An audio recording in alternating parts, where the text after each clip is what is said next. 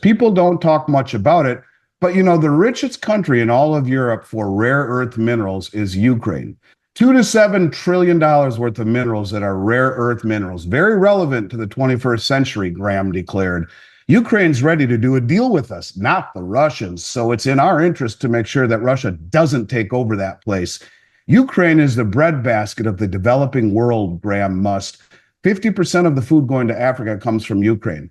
Graham also emphasized that the incoming Trump administration is uniquely positioned to cash out on such resources. Cash out. I mean, Donald Trump is going to do a deal to get our money back. Our money back. That's interesting.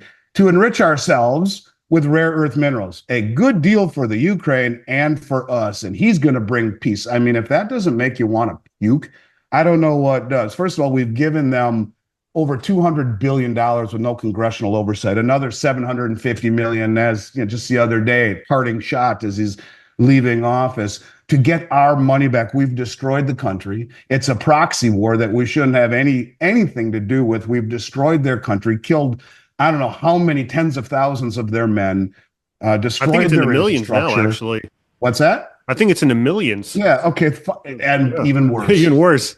So we kill millions of their people. We destroy. There's a lady that my family has become close with who owned a business in the Ukraine.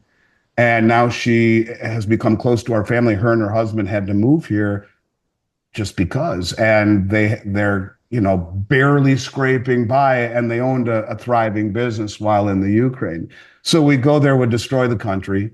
It reminds me of Iraq. Go there looking for weapons of mass destruction, destroy the country completely and totally, kill millions of people, topple the regime. Sorry, we didn't find what we were looking for. I mean, it's about as full of shit gets. And we're still there 20 years later, occupying their country, keeping an eye on Iran and tapping into their natural resources. Well, sounds very familiar, doesn't it? Here we are. We go there. We shouldn't be there. We've destroyed their country. We're giving them what is tantamount to declaring war on Russia, because if it were the other way around, people would think they're declaring war on us. If it was us in a war with Mexico and Russia had given Mexico $200 million, given them, MiG jets and Stinger missiles and now long-range missiles that are flying into the breadbasket of the United States, into Kansas, where's the outrage, right? So, the outrage around the globe is misplaced, and pointing it at everyone else, it should be pointed at us for what we're doing here. This is not about patriotism. This is not about the Ukrainian sovereignty or their best interests. It's about pillaging their natural resources and keeping our thumb on Russia, just like we did in Iraq, and keeping our thumb on Iran. And when you hear a guy like this say it's just about money and their natural resources, it's enough to make me want to throw up, Danny. And I think it is why I think there is this euphoria surrounding a Trump administration. And part of me feels that's why they brought in Trump, to usher in someone who understands restructuring and bankruptcy better than anyone. And there are people who I respect a lot, like Simon Hunt, who says this was done intentionally. They are bringing him in, and he is beholden to others. So what do you mean they're beholden? Yes, there are people pulling the strings even above him that will remain nameless and faceless, and we'll never know who they are. But their agenda is to usher in a system that is digital, is tokenized, and is the surveillance state. And they will do it under the guise of election integrity, getting you to get your digital ID. And if the whole system fails and breaks apart, have no fear. Take the Cbdc in conjunction with your digital ID, and we too will make you whole. And then we go through this restructuring. I don't know what it looks like, but I do know that there is no way to get to that prosperity, to get to that hopefulness, to get to that point. Even if the budget was balanced, forget about Doge taking $2 trillion off. If they only take $2 trillion off, we still have at least $1 trillion per year in deficit spending. He enters with 36, he leaves with 41.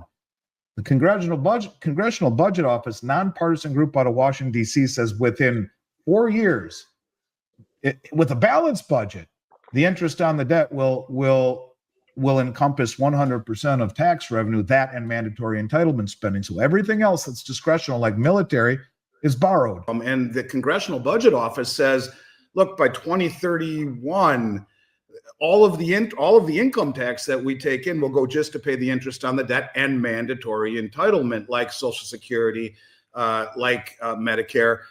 But military spending, which he wants to spend an awful lot on, is discretional. That means you'd have to borrow that money to fund your military. That doesn't work so well. In essence, we're borrowing money just to pay the interest on the debt that is already there, and you're not chipping away at the debt whatsoever. The only way that it would work would be to send us into a depression, and that would be to drastically slash everything, including Social Security, including Medicare, including veterans benefits, and including military pensions, including all of these entitlements that people rely on. And short of that, everything they do, let's say that Vivek and Elon are able to cut $2 trillion off the debt. So he comes into office with a $36.5 trillion debt. You cut $2 trillion off the deficit. You still have at least $1 trillion in deficit spending, because their deficits are 3-4 trillion. So cut 3 off of it. You still have $1 trillion deficit. So you leave office with a $41.5 trillion debt. You haven't even began to slash it.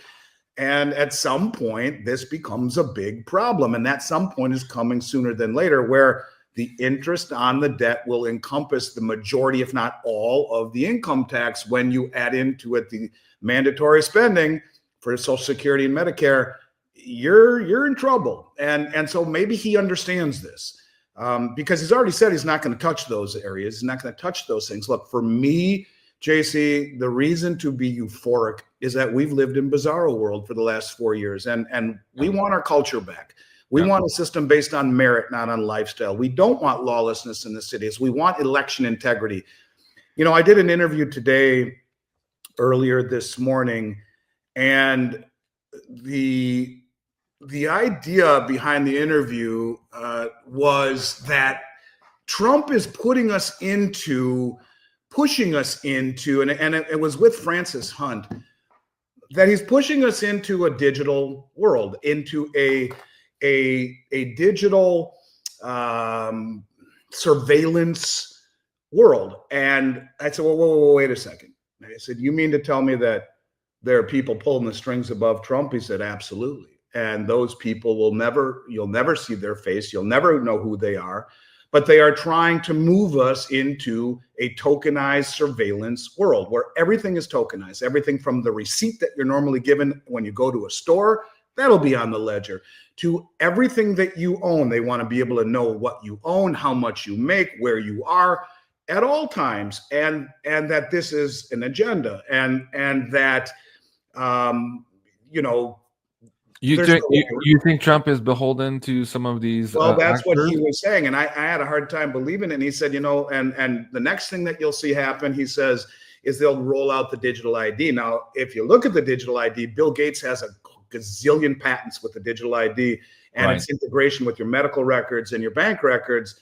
He had those patents 4 years ago, and that they'll roll out the digital ID in the name of election integrity. You can't allow this to happen ever again, and people will take it. And that the whole idea of the Trump administration is to digitize and roll in this surveillance state. Now, is that believable? I'm not sure. He was pretty convincing. All I can say. Your guest is in good company. I mean, Catherine Austin Fitz here on the screen is also warning about central bank digital currency, it not being a currency, but rather being a controlled grid. You can find that on her website. She also put this out on the Solari report the other day. Is Trump implementing a private CBDC? So there seems to be people behind the scenes looking at all the digital footprints here to at least suggest that maybe this is the route they're going in the back end, and we need to have these conversations and be vigilant, because if we don't want this, we have to be vocal about it and vote with our wallets, so to speak, moving forward. 8 commercial banks of the West, which I believe is an existential threat to at least one of them, maybe a couple of them. One will bail, I think. One will say, this is too difficult.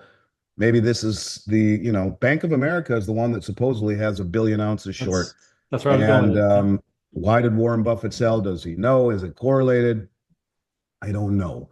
But what I will tell you is that you can only manipulate a market for an extended period of time by pushing it in the direction it's going. And the rest of the world is using our stupidity of,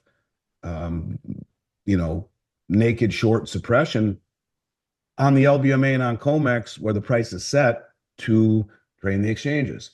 And at some point, that'll change. If you look at the Shanghai Metals Exchange, John, the difference is when you buy a silver contract there, and by the way, their volume on the Shanghai Metals and Futures Exchange combined has now surpassed COMEX. It's the number 2 most heavily traded exchange in the world. And when you buy a silver contract there, unlike the COMEX, where it's rehypothecated over and over and over, on the Shanghai Exchange, you have to buy the bar first to place it onto the exchange from one of the 5 or 6 pre-approved refineries.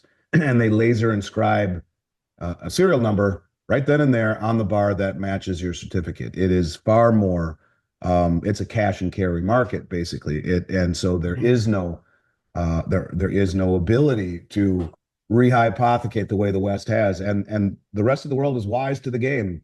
Silver is a strategic metal. It's not industrial. It's strategic. And these countries know it. And you're right. Russia is the first country to say, yeah, we're going to add it to our strategic stockpile. First country to say that. China is the second largest producer of silver in the world. They would tell you they're number 1. They tell David Morgan that. And they are now flying all around the world buying concentrate and doré directly from the miners. I did an interview with Sean Kuhn, the head of Dolly Varden Silver. He said, yep, they're flying to Latin America, going directly to the miners and saying, we'll take your doré, which is a bar that's crudely refined, maybe 40, 50% before they send it to the refiner for, 999, and concentrate, a byproduct of all of this work. It's like a sludge. And they will pay double what the West will, and they're sending it home to China for refining. This disintermediates the marketplace. No, it doesn't affect the price. And this is coming from the second, maybe the first largest producer of it in the world, who has now gone to a net importer from net exporter. And let's not forget India, who just a few months ago bought another 170 million ounces or whatnot, brought it home. In the past 3 years, their numbers are real damn close to 800 or 900 million ounces. That's as much as is available on the entire LBMA. And India's done it very quietly. They're not making a big noise about it, but they are the largest importers in the world